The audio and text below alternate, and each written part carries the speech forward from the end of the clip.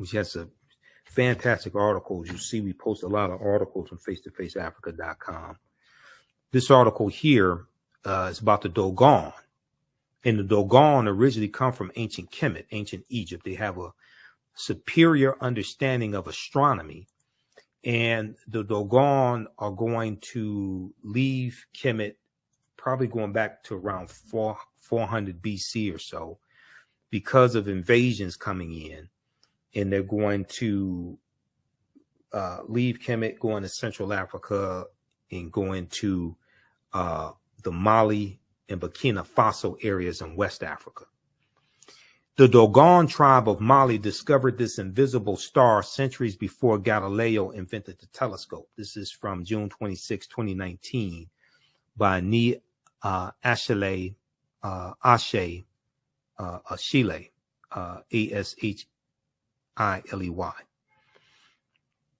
Here is a picture of a Dogon, probably man, wearing one of the Dogon masks. The Dogon tribe is a community of people living in present-day Mali. Their original point of migration to their present locale is not known. However, some scholars have traced their ancestry to the ancient Egyptian empire. They are about 300,000 in population, occupying about 700 villages with an average of about 500 inhabitants per village. The Dogon tribe possesses a rich oral history and knowledge of astronomy. A rich oral history and knowledge of astronomy, and this dates as far back as 3200 BC. As far back as 3200 BC. According to the oral tradition of the Dogon tribe, the star named Sirius A, the brightest star in the night sky with a bluish tinge, Sirius A, has an invisible companion star scientists have named Sirius B. So the Sirius A and Sirius B star system. Sirius A is in the constellation of Canis Major, the big dog, Sirius A. This companion star is not only invisible to the naked eye, but also completes a trip around Sirius A every 50 years. Okay, they show Sirius A, Sirius B, and you see Sirius B is much smaller. Okay, now the Dogon have had knowledge of Sirius A and Sirius B going back thousands of years. Now, knowledge of the presence of Sirius B as an invisible companion star to Sirius A and its orbit has been with the Dogon tribe for long, and it has been incorporated into their oral literature as well as customs and ceremonial rituals since the days of antiquity, long before Galileo is reported to have invented the telescope in 1609. Sirius B, the invisible companion star of Sirius A, remained unseen until a large telescope was used to photograph it in 1970. Okay, so European astronomers basically didn't know about Sirius B until like 1970. But even before the invisible star was captured in the night sky by the telescope, Marcel Griaule and Germain Dieterlen, two French scientists, are reported to have recorded information on the presence of Sirius B in the sky from four different Dogon priests, Okay, so they're getting this information from the Dogon, who already know about this. According to a Dogon oral tradition, a race of beings from the sky named Nomos gifted them with the knowledge of Sirius B. The Nomos, according to the oral tradition, looked like amphibians.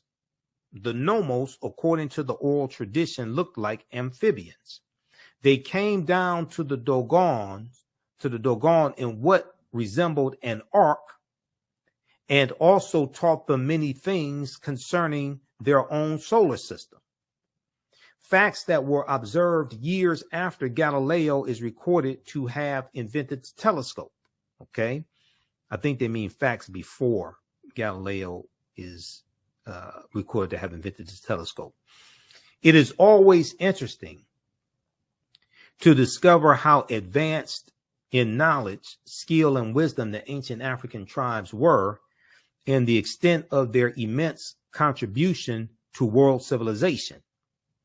If modern day indigenous Africans, persons of African descent, and the world at large will accord some respect and patience in a genuine bid to learn from the continent of Africa, her insights and highly guarded secret teachings can and will be made available for the healing of the world. Can and will be made available for the healing of the world. Okay, you can read the rest of this article here. I'm running out of time. The Dogon tribe of Mali discovered this invisible star centuries before Galileo invented the telescope. Now, when you study Benjamin Banneker, and Benjamin Banneker did the surveying for the layout of Washington, D.C., and the layout of Washington, D.C. is a copy of the layout of ancient Kemet. And this is what our brother Tony Browder breaks down in Egypt on the Potomac. Okay, his book, Egypt on the Potomac. This is one of the reasons why we use this book in our class. Okay, because I know Browder personally. I've interviewed him a number of times. Fantastic book. Benjamin Banneker, it's believed that Benjamin Banneker's grandfather, I think it was his grandfather, it's believed his grandfather was Dogon. And Benjamin Banneker had a superior knowledge of astronomy. Okay? So this is why when you see me on Roland Martin Unfiltered, I'm on every Friday as a panelist. You see me on Faraji Muhammad's show, The Culture, on the Black Star Network, Black Star Media Network, Roland Martin's network. You watch the African History Network show. This is why when you hear me talk about reparations, I say the concept of reparations, the root concept means to repair the damage of something that was done, to make you whole again, to restore you back to a state prior to when the damage was done, to make you whole again. This is why I say to repair the damage, you first have to analyze who African people were and what African people had before we were put into an institution of chattel slavery that stripped us of African history, culture, language, spiritual systems, family ties, nationality, folklore, mores, cosmology, all of that, our land. You have to analyze who African people were before the trauma was inflicted to understand how to repair the damage and what to restore us back to. Yes, cash payments can be part of the repairing of the damage. Cash payments alone is not reparations because you have not properly analyzed the damage that was done. What we should be striving for is to be restored back to the status of our ancestors. If you start the analysis of African people in slavery, then you are already coming to the conversation at an intellectual deficit because you don't understand who African people were before we were put into the institution of slavery. That's why a lot of this stuff floating around masquerading as reparations is wrong. You haven't done a proper analysis.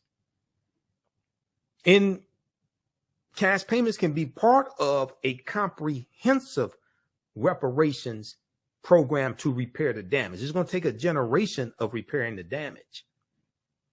But watch the information that the videos I have dealing with reparations. It's totally different than a lot of this stuff floating around. But see, I'm a historian. You first have to analyze who African people were before the damage was done, because we need to be restored back to that. Not think that you are repairing the damage because we get a check of whatever amount, however many zeros you want to put in it, because our ancestors worked for 246 years for free. That's not repairing the damage, because you haven't assessed what the damage was. Then you have to understand the laws and policies that were put in place after slavery ended that bring us right to where we are today, that has maldistributed wealth, power, and resources into the hands of Europeans, because you have to change those laws and policies that continue to inflict the harm. Just giving a check don't address the laws and policies that have continued to inflict the harm, and have done so for the past 158 years. All right, let's continue. This is not a broadcast about reparations.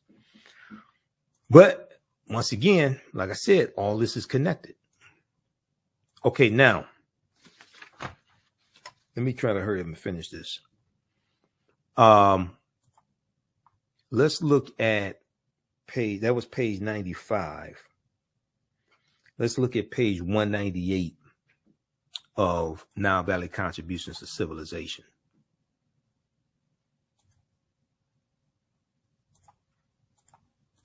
Because page 98 deals with, let me see, let's go to this. I want to go to, no, I want page 168, I should say. Page 168 deals with, that's 95. This is 168 right here. This deals with understanding how ancient Kemetic deities influenced the deities of the Greeks and the Romans. And it talks about Dahuti, who we just saw on page 95, who delivered the Annunciation to Auset, that she was going to give birth to Heru. Okay, so we see Dahuti here, the ibis-headed netter, who carries two staffs.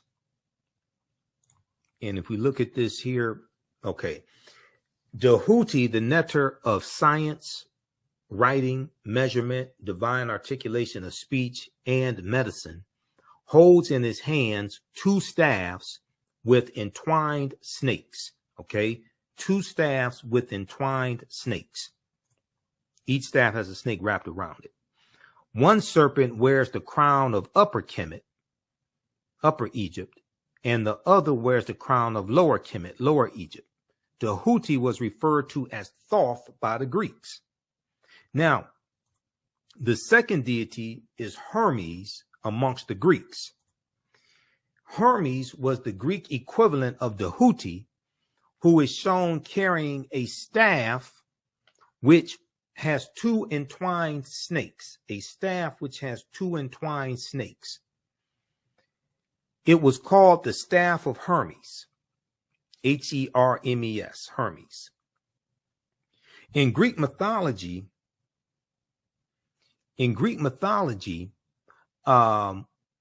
he was associated with wisdom, and the Hermetic sciences were named in his honor. And we know Hermes is, and we also hear him referred to as Hermes Trismegistus. This is going to be very important when it comes to Freemasonry and the books of Freemasonry. And Freemasonry is based upon a watered down version of the teachings coming out of ancient Kemet, ancient Egypt. Now, the third one that you see here, the third deity, is Mercury. Okay. Now, Hermes carries the staff of Hermes, which is a staff with two entwined snakes. Dahuti carried two snakes, two staffs. Each staff had a snake wrapped around it. Now, Mercury is Roman. It says Greek, but Mercury is Roman. Mercury is the Roman version of Hermes and Dahuti, and he is similar in all aspects. The staff that Mercury carries is called the caduceus, and it has been adopted as the universal symbol of medicine. Okay, so this is the caduceus. So when you see the caduceus and you see like different medical associations have the staff with two snakes wrapped around it, and the wings of Ma'at, or the wings of Ra.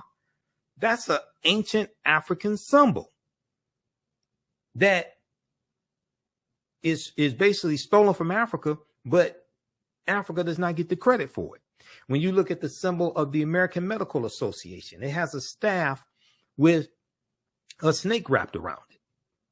Okay, so there's symbols of Africa all around us, whether it's the Washington Monument, okay, which is a Tekken, okay, whether it's the caduceus, etc. There's symbols of Africa all around us. We have to become history detectives and understand how to decode these symbols and how to trace all this back to Africa, so we can remember, so we can put back the pieces of our fragmented mind and help to recover, because we have to recover psychologically from the transatlantic slave trade and after slavery, the Reconstruction era, Jim Crow era, etc. The trauma that's been passed down. We have to recover psychologically. Part of repairing the damage of a legacy of slavery and Jim Crow segregation and racism and redlining, housing discrimination, things like this, is to be repaired psychologically. We're dealing with a people who have largely been taught to hate themselves. We're dealing with a people who, most of us still have the names of our former slave masters and don't know our original names, don't know our original nationalities, don't know our original tongues, don't know our original languages, have been cut off from our family ties. Just given a people who have largely been taught to hate themselves and who have been psychologically damaged money. If we want to be honest, we all know if we all got $1 million today, white people have it all back by this time next week. The only thing you would have done is stimulate their economy. The damage is still there. The laws and policies that continue to inflict the harm today and maldistribute wealth, power, resources are still there. You haven't repaired the damage. Okay, you can't, like I said, cash payments can be part of a comprehensive repairing of the damage program, but just giving cash payments and think you're repairing the damage is even worse than putting a Band-Aid over a bullet wound, because you haven't even removed the bullet that's causing the trauma. You're putting a Band-Aid over a wound with the bullet still in it causing the trauma. You haven't even removed the bullet. But let's continue, because this is not a reparations presentation. Okay, so that was page 168. We did that. And I talked about patron saints, right? So what is a patron saint? Because what happens is when we study Christianity, and they like to talk about all the Africans, they believed in many gods and things like this, and they were all heathens and pagans and you know, well, what they did in Christianity was, now this may go outside the circumference of some people's awareness, okay? Just because you disagree with it or don't like it does not mean it's not true. This means you have to do some research to understand what I'm talking about. What they did in Christianity was they replaced the Neteru, the forces of nature, the different deities like coming from ancient Kemet, ancient Egypt. They replaced them with the patron saints. And in the okay, so when we just looked at page 168 of Nile Valley Contributions to Civilization by Tony Browder, and we looked at the Houthi, Hermes, and Mercury. Okay, and Mercury is a messenger, and the Houthi delivered the Annunciation to the Virgin Offset. Okay, well, in the Christian tradition, who delivers the Annunciation to the Virgin Mary? That's Gabriel, the messenger angel. Gabriel, the messenger angel, delivers the Annunciation just as the Houthi delivered the Annunciation. So what you're going to see in Christianity, you're going to see emissaries, you're going to see helpers of the Creator, helpers of Yahweh, or whatever name you want to put on it. Some people talk about the Elohim. You're going to see helpers of the Creator, just as in ancient Kemet. They believed in one supreme force, but the netter, netter for singular, netaru for plural, were the different manifestations of that one supreme being. And the different netaru dealt with different aspects of nature, whether it's fertility and love, sex, things like this, agriculture, what have you. It's the different manifestations of that one supreme force. Okay, now, what was I going to? We want to look, patron saints.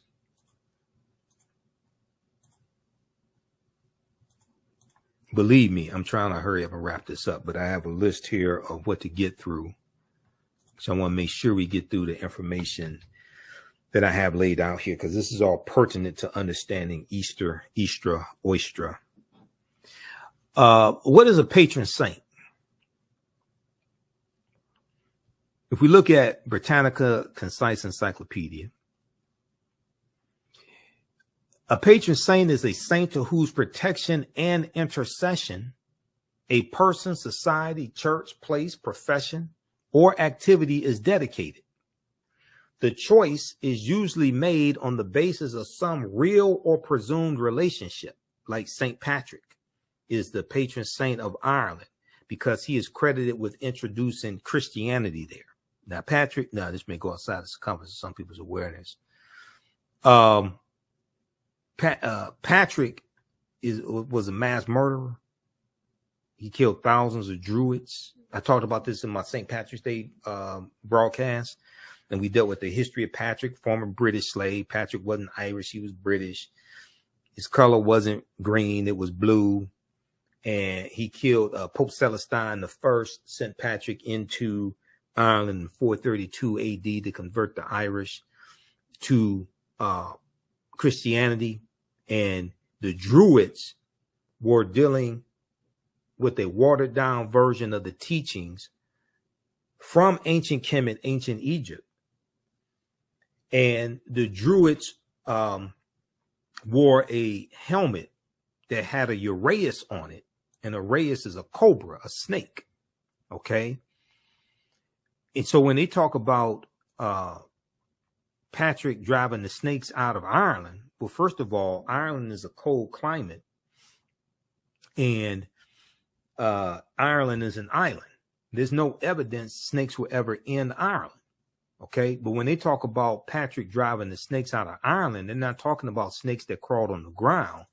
They're talking about snakes that walked on two legs and were known as Druids, because the Druids, because of the cobra on their helmet, were known as the snake people.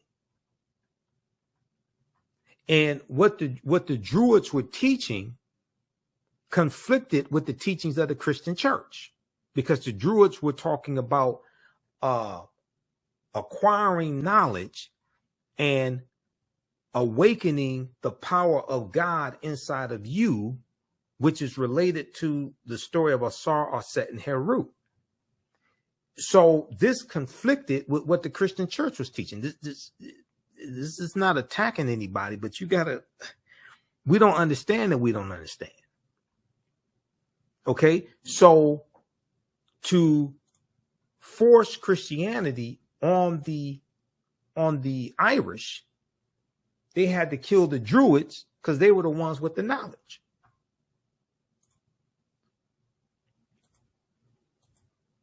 Let me bring up this. I'm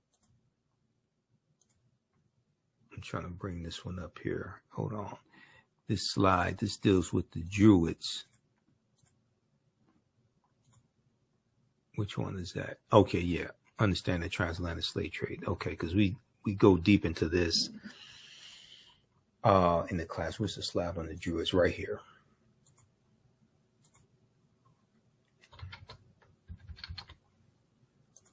All right. So the Druids wore a helmet like the priestly kings in ancient Kemet.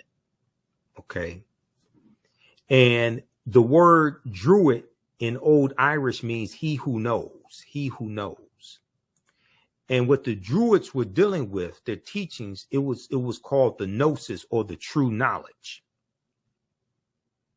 All right. And what the ruling elite were dealing with in Europe was a watered down version of the teachings coming from ancient Kemet, ancient Egypt.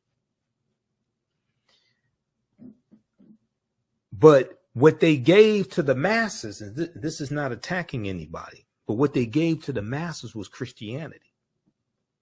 And the masses were illiterate. Like 90% of the European population were illiterate. They couldn't read or write. So they couldn't read the Bible that they were told was the word of God. So it was easy to manipulate them.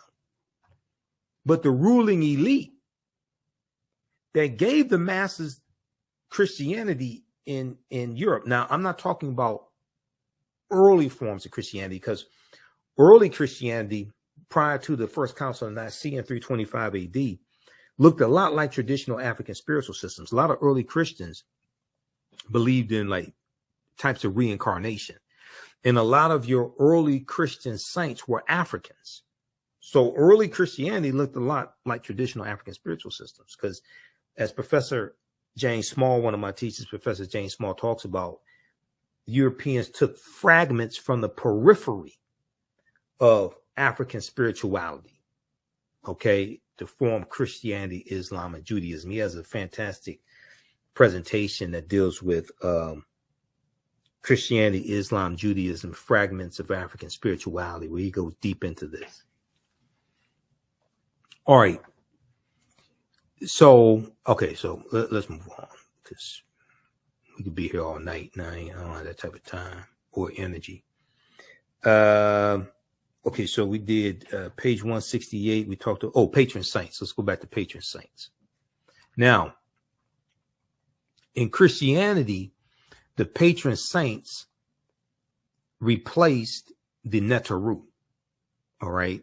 And if we look at patron saints like Saint Maurice, who was a Moor, who was an African Moor, Saint Maurice was the patron saint of Germany.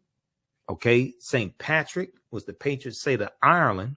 He's credited with introducing Christianity and the Latin language, because he is conquering on behalf of the Roman Empire. This is 432 AD Common Era. This is before 476, when the Vandals and the Visigoths crushed the western portion of the Roman Empire. So this is 5th century AD Common Era. Okay. You have Saint Nicholas of Amsterdam and Russia. Saint Nicholas is the patron saint to children and pawnbrokers and money lenders and prostitutes, things of this nature. And it's going to be from Saint Nicholas that the real person, Saint Nicholas, who was a 4th century saint in Myra, which is modern day Turkey. This is where you're going to get the religious figure in the Netherlands of Sinterklaas. And Sinterklaas is in Dutch. In the Dutch language, Sinterklaas means Saint Nicholas. And it's going to be how the little kids, if they're in the room, tell the little kids go in the other room, watch Paw Patrol or Doc McStuffins or something, Sesame Street. Sinterklaas was a religious figure that wore a white outfit with a red cape. And he had like a red and white hat, similar to the hat that the Pope wears, which we know comes from the double crown of the pharaohs, or the Nasubitis from ancient Kemet.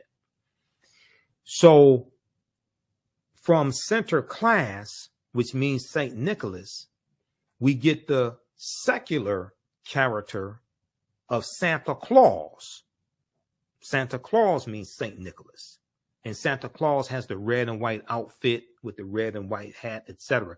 Now, the depiction of Santa Claus is credited, the jolly fellow with the red and white outfit, that's credited to a cartoonist named Thomas Nast, N-A-S-T.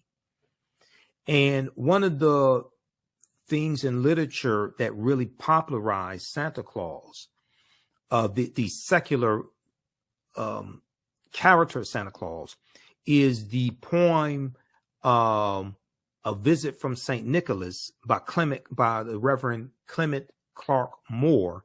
'Twas the night before Christmas, and all through the house not the creature was stirring, not even a mouse. Okay, so that poem has been retold thousands upon thousands of times.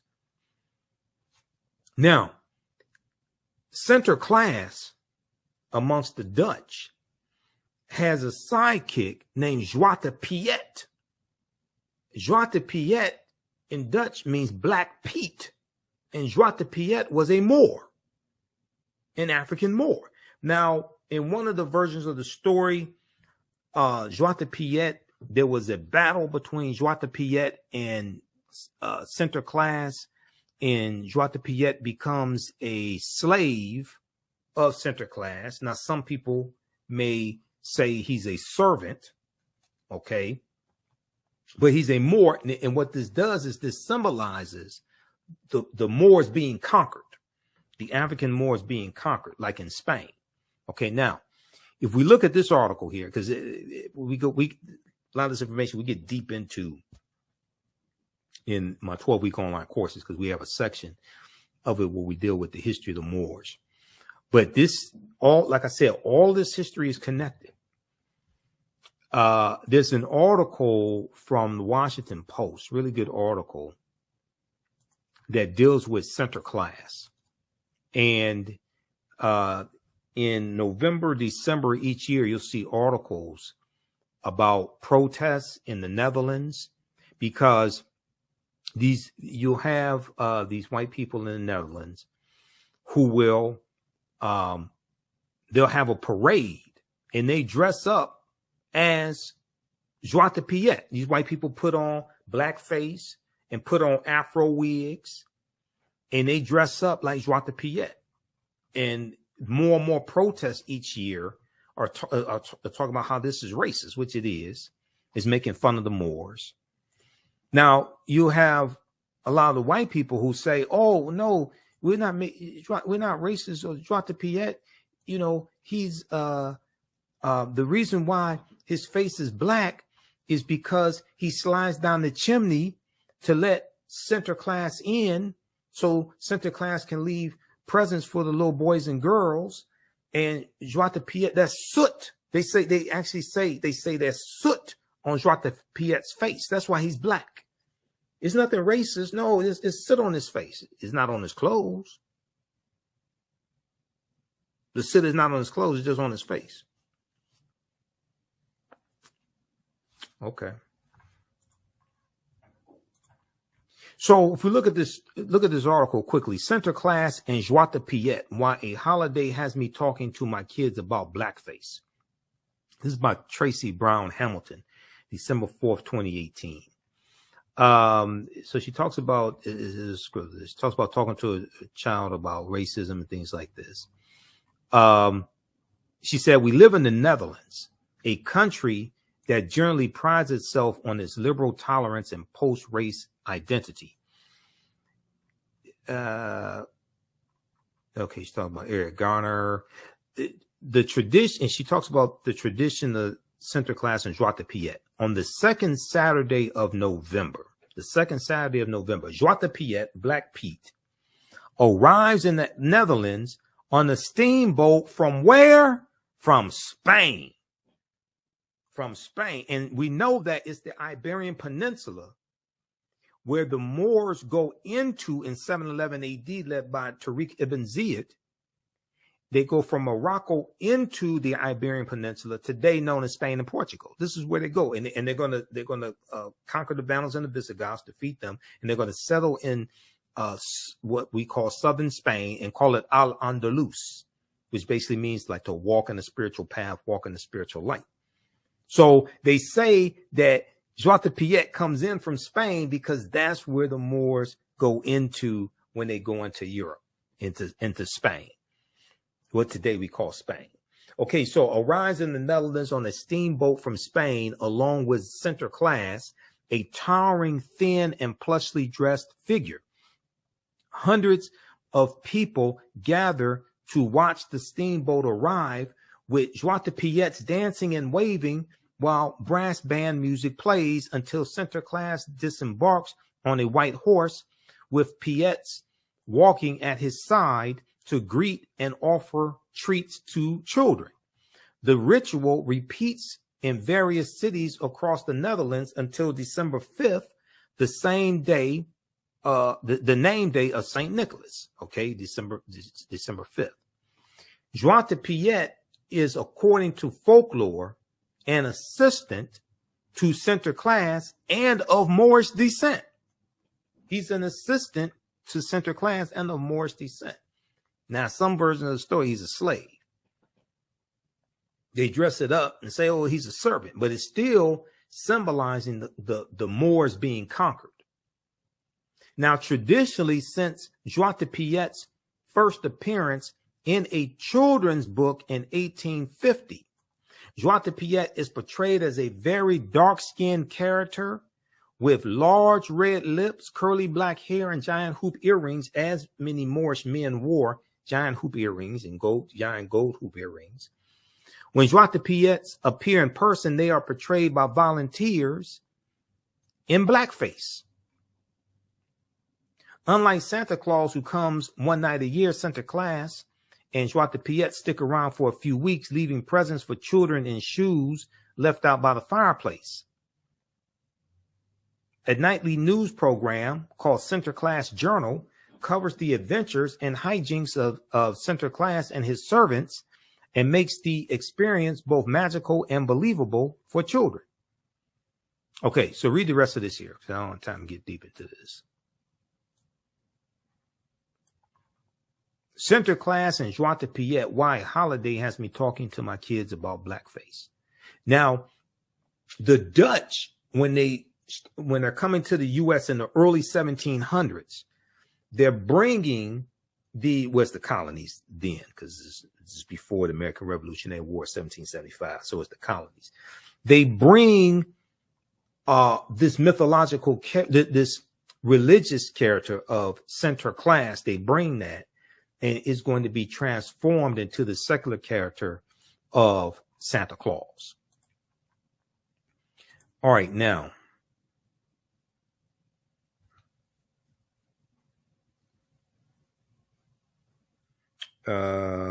Okay, let's go back to the PowerPoint presentation. I want to see where I am, because we got through a lot of this. And what was it? Oh, yeah, we talked about Tariq ibn Ziyad, and we talked about the Moors going into Spain.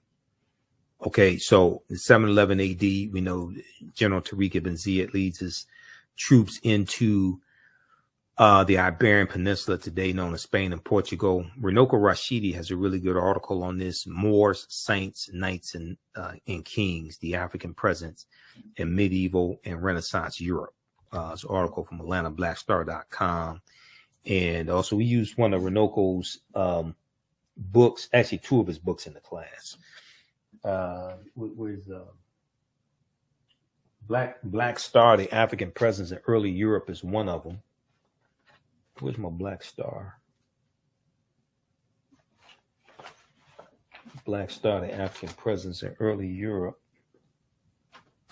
where he gets deep into this information. That's one of the books we use. I don't know what to put my Black Star. Another one is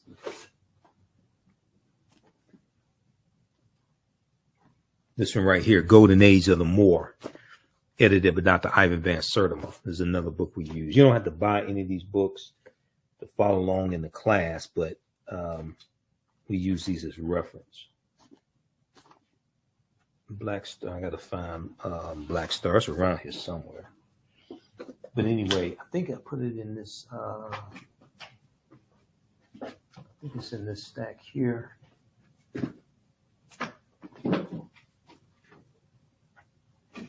All right, I can't find it. Here's a book everybody should have, The Destruction of Black Civilization by Dr. Chancellor Williams. Have and read. Don't just have it on your shelf. This right here, The Destruction of Black Civilization by Dr. Chancellor Williams. My black star, I don't know. It's in here somewhere. Here's another book of Renoco's that we use in the class. African Star over Asia, the Black Presence in the East. This deals with the African presence in Asia. Okay, now let's continue here. I'm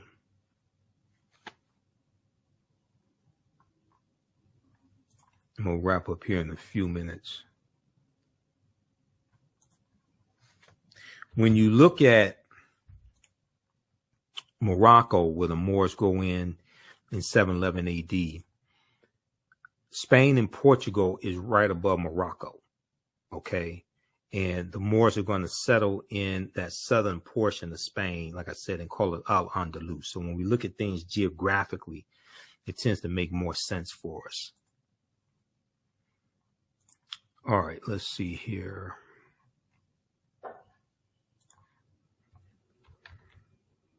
I'm almost done. Now, when we look at, okay, so we dealt with patron saints. Let's talk about the Passover. I mentioned the Passover earlier.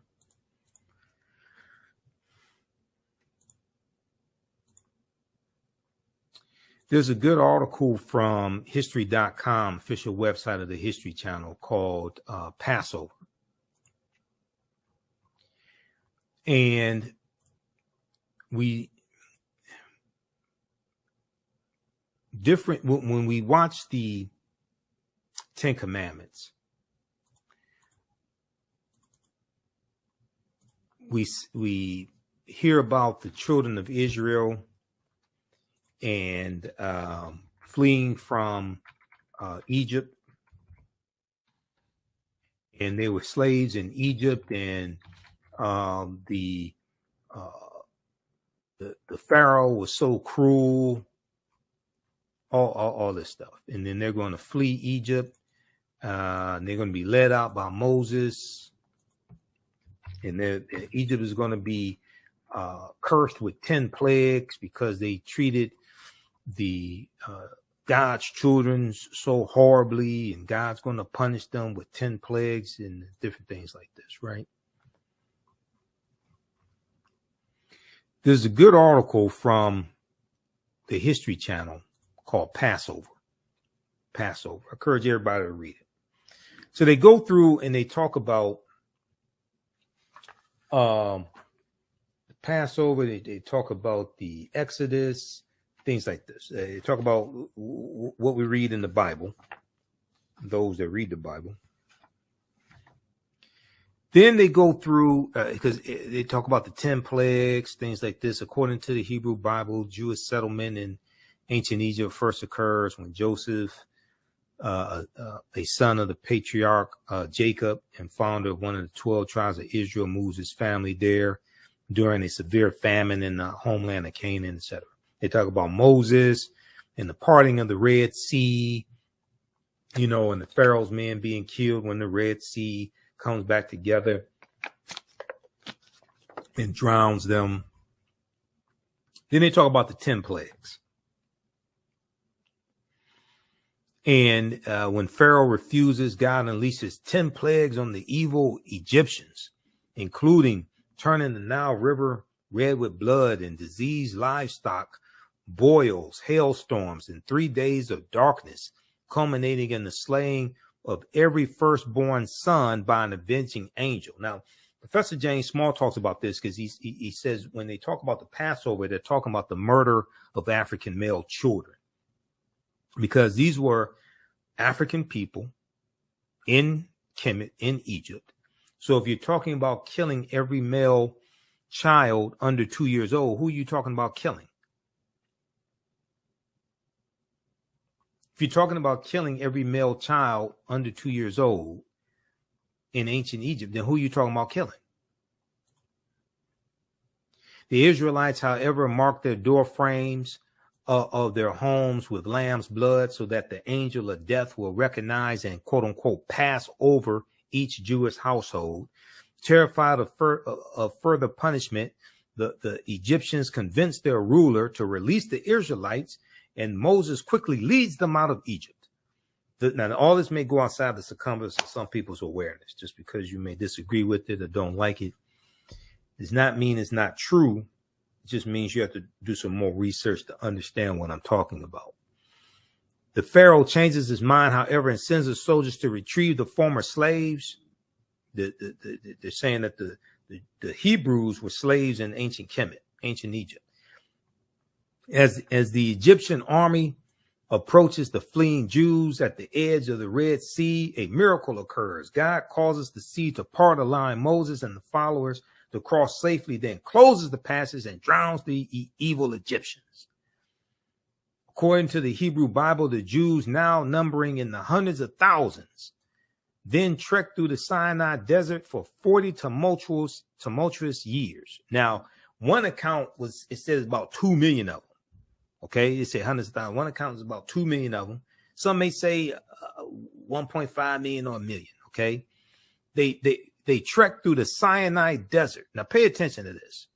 They trekked through the Sinai desert for 40 years before finally reaching their ancestral home in Canaan, later known as the land of Israel. Okay, that's a good story. You know, right up there with Star Wars and Black Panther, and it was a good story. But let me ask you a question. What did 2 million people eat in the desert for 40 years? What I'm just asking this question. I flunked Sunday school, okay? What did 2 million people eat in the desert for 40 years? Or 1.5 million or 1 million? Where did 2 million people, or 1.5 million or 1 million or 100 or hundreds of thousands, where did they get water from 40 years in the desert? Where did they get clothes from for 2 million people for 40 years in the desert?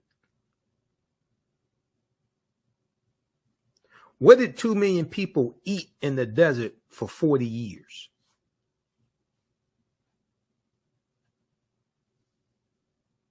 I mean, just a question I have to ask. There's a logical question. Okay. So let's continue. Now, there's a section here, and I tell you, everybody read this. Don't take my word for it. The name of this article is Passover from history.com, official website of the History Channel. It's called Passover. Okay. Where is it? Where's the title? Right here. Yeah, Passover. Go read this. Now, when you scroll down, there's a section here that will definitely go outside the circumference of many people's awareness. Like I said, I learned that from one of my teachers, Dr. Ray Hagins. Questions of historical accuracy. Questions of historical accuracy. Now, this is like the most important part of the entire article, because it says, for centuries, scholars have been debating the details and historical merits of events commemorated during the Passover holiday. Despite numerous attempts, that means more than one. Despite numerous attempts, historians and archaeologists have failed to corroborate the tale, T-A-L-E, of the Jews' enslavement in and mass exodus from Egypt. They're saying when they go research this story, it's one thing to have a story in a book, but they're saying when they go research this story, there's no evidence to back this up that the Jews were ever slaves in ancient Egypt. And there's no evidence to document to back up a mass exodus of the Hebrews from Egypt. Okay, this is not me saying this. This is what the History Channel is saying.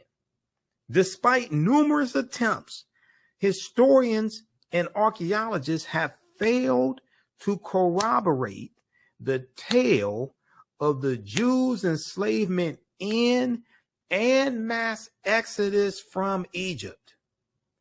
Although the ancient Egyptians kept thorough records, no mention is made of an Israelite community within their midst or any calamities resembling the 10 biblical plagues.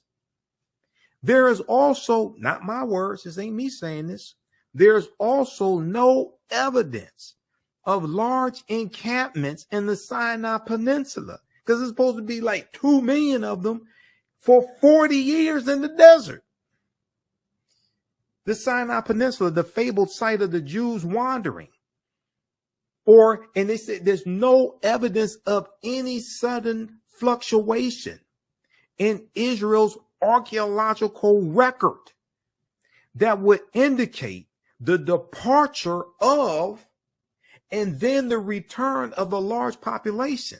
Do you realize that would throw off the whole ecology of a country? But then also, if there was 2 million people or 1.5 million or 1 million wandering in the desert for 40 years, do you realize there'd still be an archaeological record of that? They'd still be digging up dead bodies from them for 40 years. It'll throw off the whole ecology, the vegetation, all that would be thrown off. And then if a large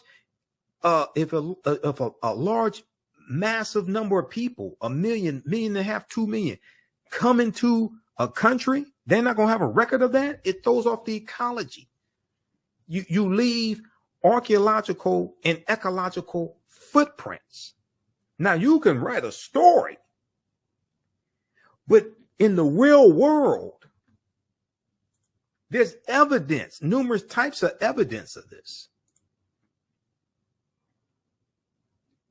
There's no evidence of any sudden fluctuation in Israel's archaeological record that would indicate the departure and return of a large population.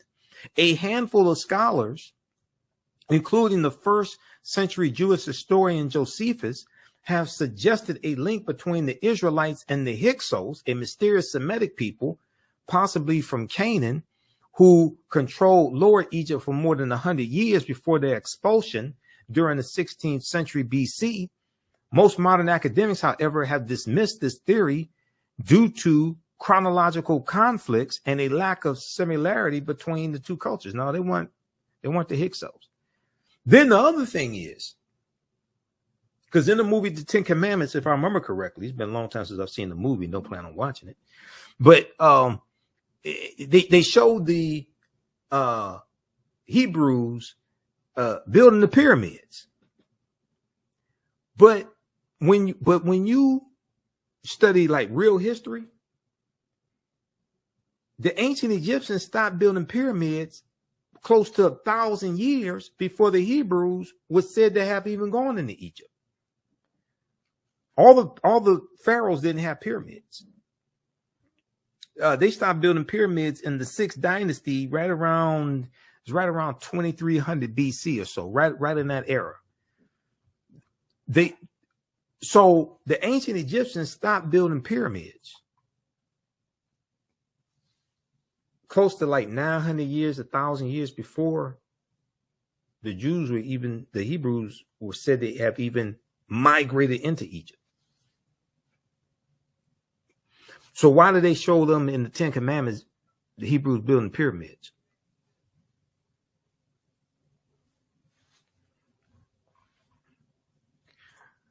All right, now, let me see. Okay, we got through that. Same thing. I have my checklist here. Make sure we get to all this. Ten Commandments. Okay, so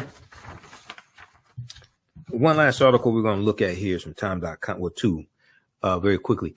The National Retail Federation has some good information dealing with the money that's involved in Easter. Once again, I'm not telling people don't celebrate Easter.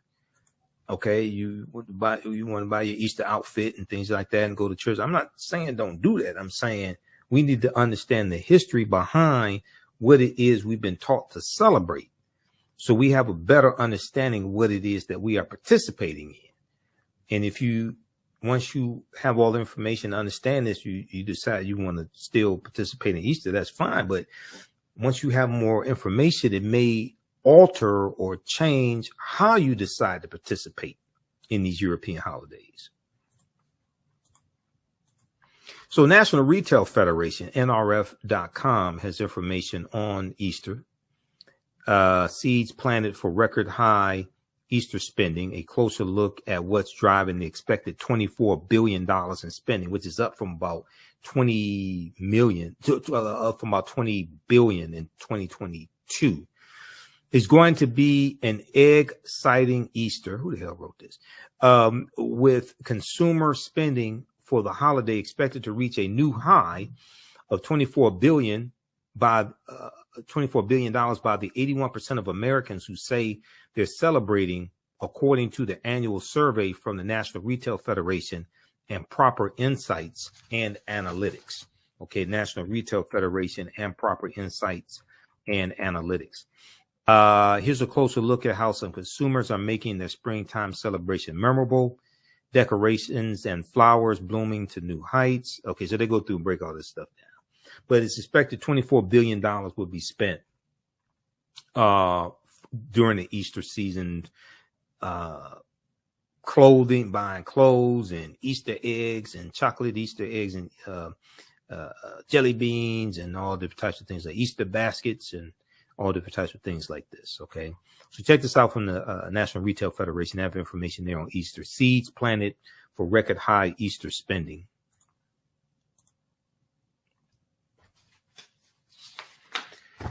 Okay, now lastly, there was, and I think this is last because I'm looking at my checklist here.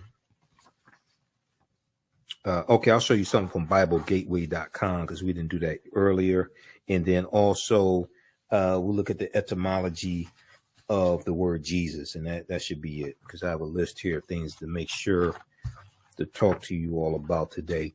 So there's a good article from Time magazine, time.com. Here's why Easter eggs are a thing.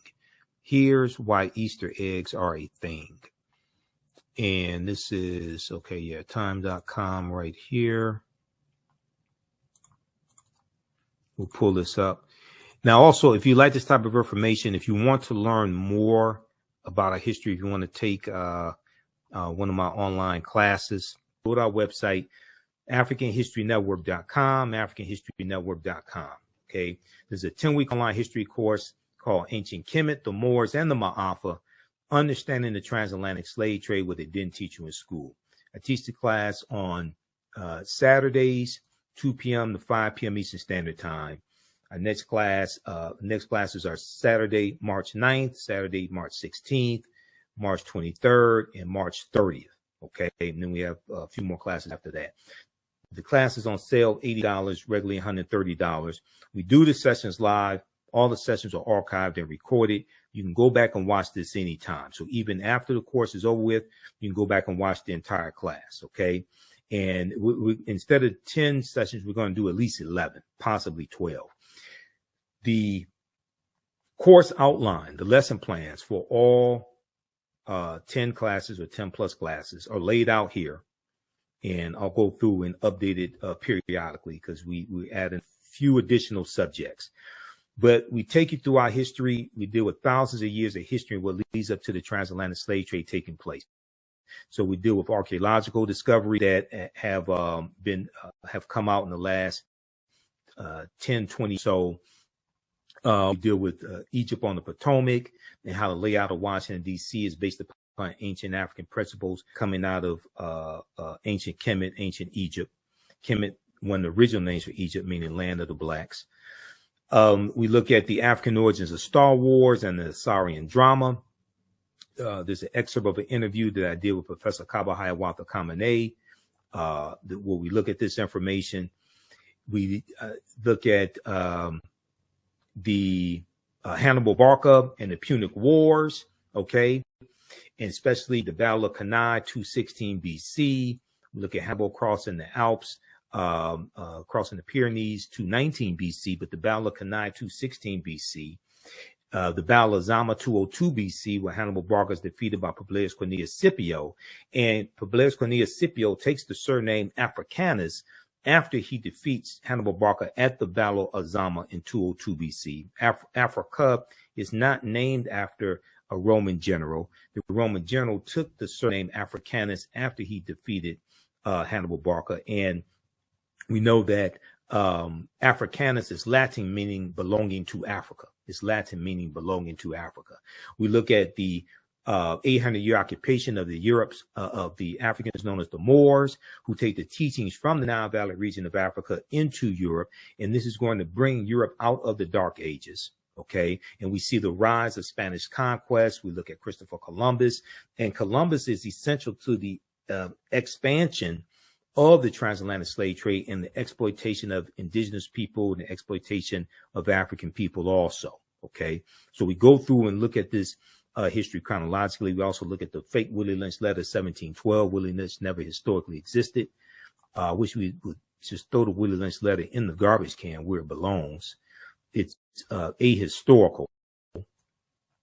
There are words in the Willie Lynch letter that didn't even exist in the early 1700s. Okay, the sentence structure, the syntax is not what they is not coming from England.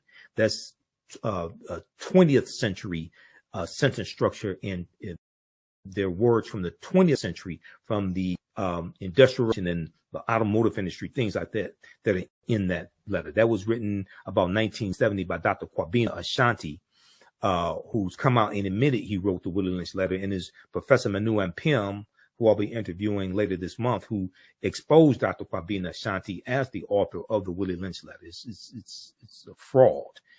Dr. Kwabena Ashanti meant well, but I think it's done more harm than good. Okay, so you can register for that course at our website, AfricanHistoryNetwork.com. All right, let's continue here. And I posted the information here in the thread of the broadcast as well. You can also email us through the website if you have any questions. Right here where it says contact the African History Network, you can email us through the website right there. You can email us also, okay? And if you want to support us through PayPal or Cash App, let's see, we have a preview of the class here, and we have information for the African History Network show, Sundays, 9 p.m. to 11 p.m. Eastern Standard Time. We broadcast on my social media platforms. And we have our audio podcast on iHeartRadio, iTunes, Castbox, FM Player, TuneIn. It's about 9 different audio podcast platforms. Okay. And you can support us also through PayPal and Cash App right here. $ the AHN show through Cash App, $ the AHN app. Click on the link here. Takes you to our Cash App QR code. And I had to create this graphic because some people set up fake African History Network Cash App accounts. So these other ones out here are fake ones. Our tag is $ the AHN show, SHOW, and it may show my picture when you go to it also. But we have, click here on the link. We have the actual QR code, and this is our, you can support us through PayPal also, paypal.me/the AHN show. Okay, if we look at this article here from Time Magazine, name of this article is Here's Why Easter Eggs Are a Thing. Here's why Easter eggs are a thing. Okay. And this is by Olivia B. Waxman, April 6, 2023. It was updated. I want to scroll down, look at this piece here. The origin story of Easter eggs in medieval Europe. The origin story of Easter eggs in medieval Europe starts in medieval Europe, but it may or may not have originated with Christians. According to some, the first Easter eggs actually belong to a different religious tradition. Quote, many scholars believe that Easter had its origins as an early Anglo-Saxon festival that celebrated the goddess Eastre, E-A-S-T-R-E, and the coming of spring, celebrated the goddess Eastre and the coming of spring, the season spring. In a sense, a resurrection of nature from after winter. In a sense, a resurrection of nature after winter. Carol Levin, professor of history and director of the Medieval and Renaissance Studies program at the University of Nebraska, tells Time magazine in an email. Quote, some Christian missionaries hoped that celebrating Christian holy days at the same times as pagan festivals would encourage conversion, especially if some of the symbols carried over, especially some of the symbols that the quote unquote pagans were celebrating carried over to the new Christian celebrations. Eggs were part of the celebration of Easter. Apparently, eggs were eaten at the festival and also possibly buried in the ground to encourage fertility.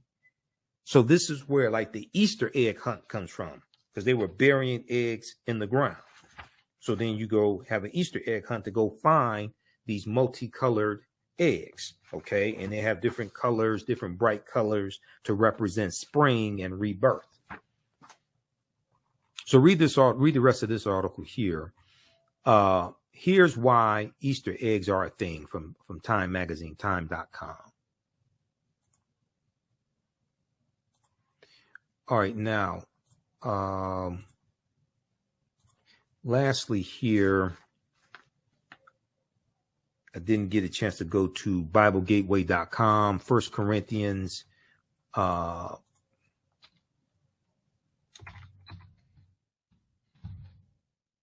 15, verse 4.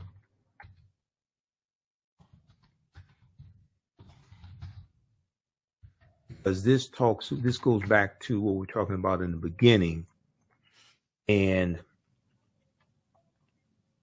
it deals with the resurrection.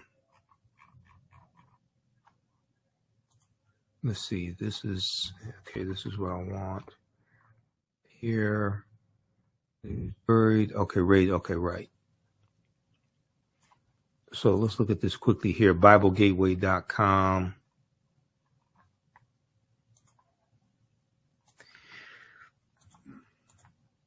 This deals with the resurrection on the third day. First Corinthians chapter 15, verses 4 through 7. That he was buried, that he was raised on the third day in accordance with the scriptures, and that he appeared to Cephas, then to the 12. Okay, so raised on the third day. All right, now, so we did that. Talked about the winter solstice.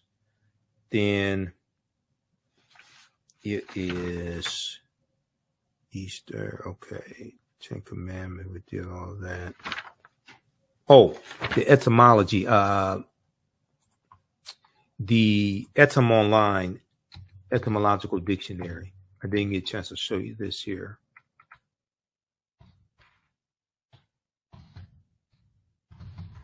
etymonline.com. If you look up Jesus in the dictionary, you want to go to use an etymological dictionary, or you can use Webster, not Emmanuel Lewis, but Merriam-Webster. Okay, that's fine. You can do that. But the etymological dictionary, this is the one I use. etymonline.com. This is one of the ones I use. I use different dictionaries and encyclopedias. This is online etymology dictionary. This is etymonline.com. You look up Jesus, And what does it show here? Personal name of the Christian Savior, late 12th century. It is the Greek form of Joshua. It is the Greek form of Joshua used variously in translations of the Bible. It's from the late Latin Iesus, I-E-S-U-S, Iesus, properly pronounced as 3 syllables. From the Greek, I'm not sure how to pronounce this, I-E-O-S-U-S, which is an attempt to render into Greek the Aramaic Semitic proper name, Jeshua, which is in Hebrew, Yeshua or Yahshua. So Yeshua is Hebrew. Yeshua means Jah is salvation. Jah is salvation. This was a common Jewish personal name during the Hellenizing period. It is the later form of the Hebrew Yahshua, Y-E-H-O-S-H-U-H. Okay, so read this. So Jah is salvation. So when you listen to reggae music and you listen to Rastafarians and things like this, they're talking about Jah. Okay, that's what this is in reference to. Jah is salvation. I told you all this is connected. You listen to Bob Marley and they talk about, different types of reggae music. They talk about Jah. That's what this is in reference to. This is all connected. All right, now, let's see here. Okay, Jana said that's why the pagan holidays are wrong. Let's see. Chocolate Chip is in the house, says, so of our young people needs to understand. I think she means so many of our young people needs to understand where we started from. And as Mr. Imhotep stated, that they will know where they belong in our history. Yeah, when I was talking about reclaiming our history, reclaiming our minds, and repairing the damage of legacy of slavery, Jim Crow segregation, etc. Smitty Rock 70 said interesting. Okay, Jana Matthews posted some emojis. All right. Okay, one Pretty Boy 11 said great show and information.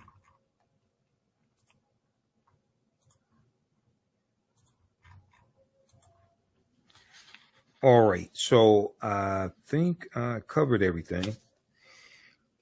So we went longer than I had anticipated, but this is a lot of information. Like I said, this is all this history is connected together. And I have a lot of this information. I teach this, a lot of this history. So it is what it is. All right, well, look, be sure to follow us on our Facebook fan page, The African History Network, The African History Network. Follow us on our YouTube channel, Michael Imhotep, I-M-H-O-T-E-P. Turn on live notifications so you know when we go live as well. If you want me to do a presentation for your group or organization, you can email me right through the website, theafricanhistorynetwork.com, theafricanhistorynetwork.com. We can make that happen, either a in-person presentation or virtual presentation. Juneteenth is coming up as well, and Juneteenth is coming up. Marcus Garvey's birthday, August 17th. Malcolm X's birthday, May 21st. Different celebrations, festivals are coming up. So you can email me at ahnshow@theafricanhistorynetwork.com or email me through the website. Be sure to register for the online courses that I teach also. And that's going to do it for us. Okay. So hopefully you learned a lot today, and be sure to follow us on our social media platforms. Oh, Instagram. It's Michael Imhotep on Instagram, I-M-H-O-T-E-P, Michael Imhotep on Instagram also. We have to get out of here. Remember, right now is correct wrong behaviors, not over till we win. Wakanda forever. Did you know that the Washington Monument is based upon an ancient African structure called a Tekken that comes from the mythology of Asar, Arset, and Heru, who the Greeks called Osiris, Isis, and Horus? Did you know that the panther deity Bast in the movie Black Panther and Wakanda Forever comes from an ancient African deity, a Neter, in ancient Egypt, ancient Kemet, called Bastet? Did you know that there were 17 pyramids found buried underneath Egypt around 2011? Also, the city of Memphis, Tennessee.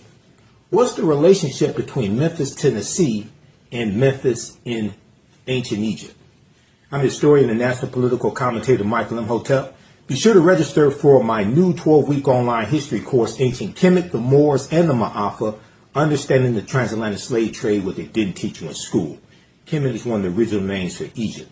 We deal with thousands of years of history and what leads up to the transatlantic slave trade taking place. Did you know that the word Wakanda is a real word? We find it in the Key Congo language, which is a Bantu language, but we also find it in the Omaha Ponca and Sioux Indian Native American languages. My class starts up Saturday, March 1st, 2025, 4 p.m. Eastern Standard Time. This is a 12-week online history course. We do the sessions live. All the sessions are archived and recorded.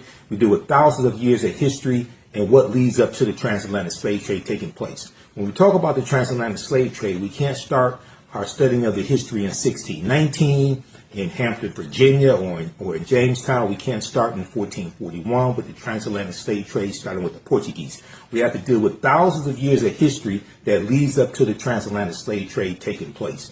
We'll deal with the 800-year occupation of Europe by the Africans known as the Moors, who take the teachings from the Nile Valley region of Africa into Europe, and this is what brings Europe out of the Dark Ages. We'll talk about ancient African empires, whether we deal with ancient Nubia, whether we deal with Kush, Kemet, Mali, Songhai, Ghana. This is a 12-week online history course. We deal with 80 to 100 articles. There are 200 slides that I show you in the class. There are video clips. There are 15 books that we reference. You don't have to buy any of the books to follow along in class. It's a very visual class, so we show you all that information right on the screen. The class is PG-13 as well, so you can use this with your children. Download my lesson plan from my website, AfricanHistoryNetwork.com. Register right now. Right now, it's correct strong behavior. It's not over till we win. Wakanda forever. AfricanHistoryNetwork.com. We'll see you in class. Peace. Here at Sage and Elm, it's a plant thing. Everything is made by hand from plants, from our salves to our soaps, our lotions, our oils. Come shop our over 400 products made by hand from plants just for you, because you deserve the best. Is your child struggling with reading, writing, learning loss, and a culturally irrelevant curriculum? Do you want your child to be outstanding at reading and writing and also take pride in their culture? Then you want Reading Revolution Online. Reading Revolution Online is a web-based reading support program. We serve scholars in grades K through 8, and through our innovative approach, we help them build reading confidence and cultural identity development, equipping them for success in school and life. They learn about Black heroes and sheroes through captioned videos, reading selections, and other activities. Reading Revolution Online is an experience for the whole family. Do it for the culture. Go to readingrevolution.org and get your membership today. Here at Sage and Elm, it's a plant thing. Everything is made by hand from plants, from our salves to our soaps, our lotions, our oils. Come shop our over 400 products made by hand from plants.